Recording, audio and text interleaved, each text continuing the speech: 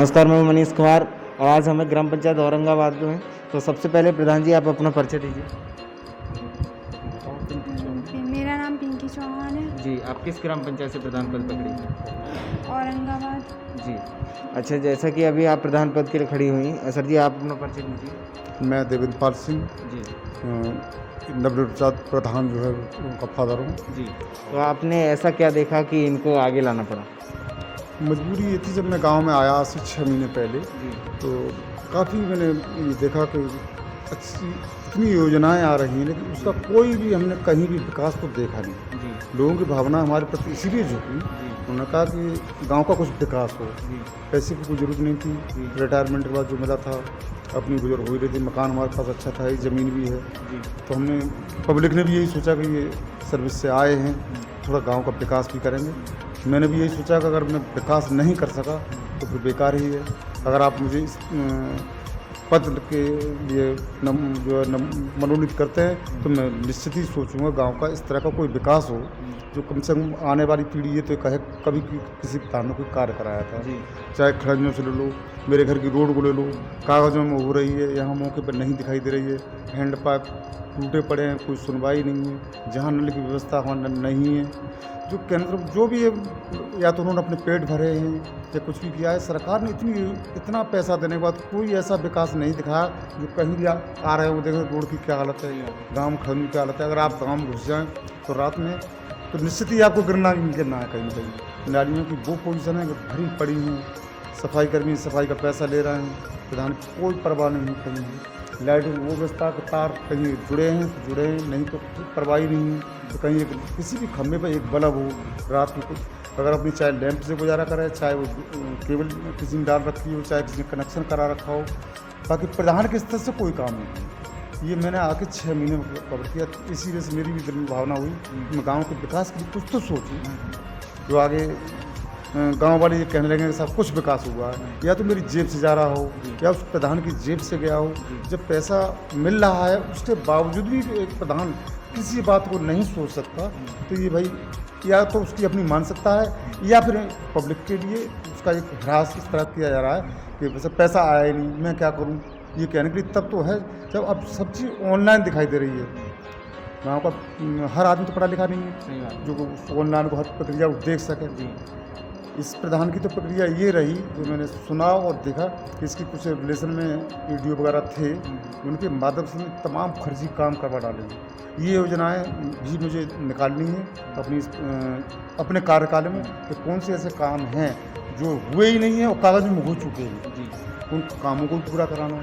कई खड़ंजे ऐसे हैं 3 प्रधान निकल गए आज तक नहीं हुए हैं और कागज़ों में हर बार हो रहे हैं। तो ये योजनाएं हमें देखनी है, गांव के विकास की तरफ देखना है, लाइटों की व्यवस्था भी हमें देखनी है। हमने तो ये भी सोच रखा है कि अगर हमारे स्तर से भी अगर 1-8 लाख का कोई खर्चा इस तरह का होता है जिससे अगर गांव में विकास दिखाई दे, लाइट होगा, खड़ंज होगा, नालियाँ चौड़ी हैं उन पर जाल पड़ जाएँ, नाली चौक पड़ी हैं, ये सब सफाई होती है। गाँव में घूमने का कोई काम नहीं है। और प्रधान को एक बार भी अगर महीने में घूम जाए तो उसको गलियों और मोहल्लों को कुछ तो आवास होगा। लेकिन आज तक किसी प्रधान ने सोचा ही नहीं, मेरे हिसाब से तो नहीं सोचा। मैं इसीलिए आज आ गया है कि कम से गाँव की गलियों में घूम के कुछ तो देख सकूं और उनको बता सकूं भैया ये तुम क्या करवाते रहे हो, आज अब तो हम कर रहे हैं।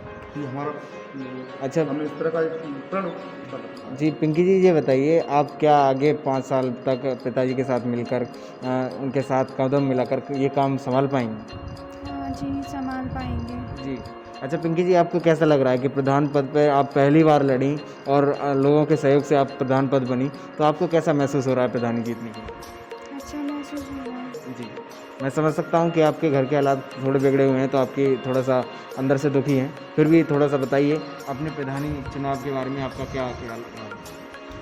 सब अच्छा सहयोग मिला है सबका। जी, अच्छा सर जी ये बताइए अभी कोरोना काल चल रहा है और कोरोना काल में क्या ग्रामीण क्षेत्र के लोग कोविड-19 की गाइडलाइन का पालन नहीं कर रहे हैं, तो आप ऐसा क्या करेंगे कि गांव वाले उस कोरोना की बीमारी से बचने के लिए सतर्कता इस रहें? बात का एहसास तो अभी ही लोगों को हुआ। मास्क मैंने जितने भी लोग मेरे साथ रहते सबको मास्क देना फिर फ्री ऑफ कॉस्ट। और मैंने जब तक ये कोविड का वो रहेगा यहाँ बैठते हैं, अभी भी मेरे पास व्यवस्था रहती है।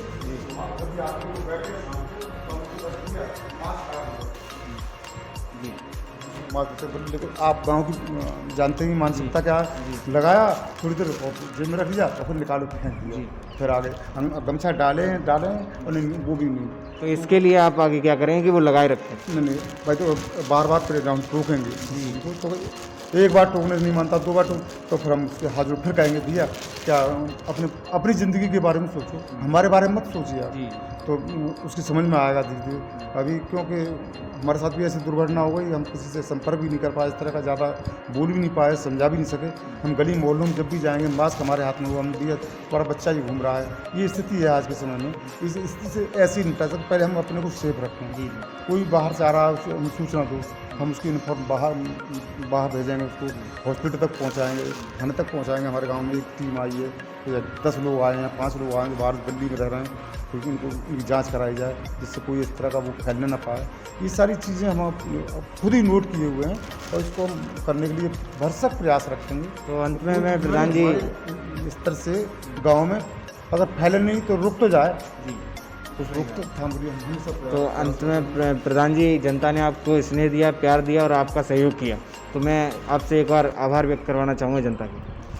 और मैं इसमें तो कोई राय नहीं है कि गांव की जनता ने भरपूर प्रयास किया है और बड़ा दिल और दिमाग से सोच समझ के हमें सहयोग दिया है, उसके लिए तो हम बहुत बहुत आभारी हैं।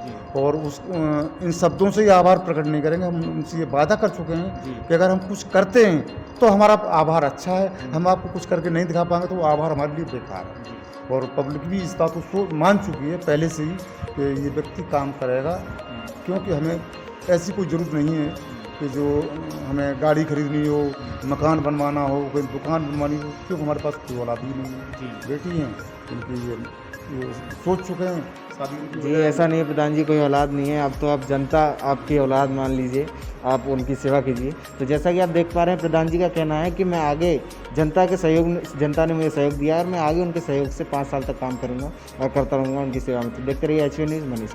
वीडियोस देखने के लिए सब्सक्राइब करें HBN न्यूज़, बेल आइकन दबाकर लेटेस्ट नोटिफिकेशन पाएं।